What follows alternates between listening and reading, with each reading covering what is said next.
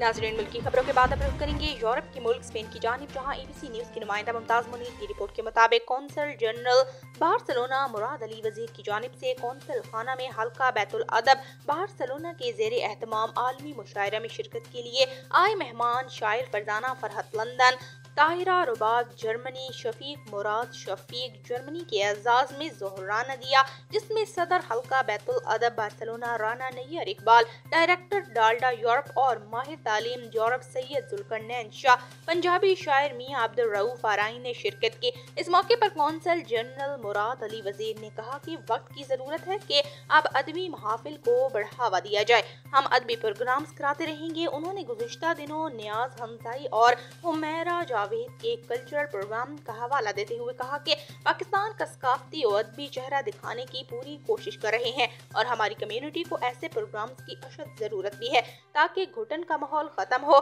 शेरो शायरी और अदबी मजलिसों का अहम रुझान बढ़े। कौंसल जनरल मुराद अली वजीर ने तमाम मेहमानों का पुरतबाक अंदाज में खुशामदीद कहा।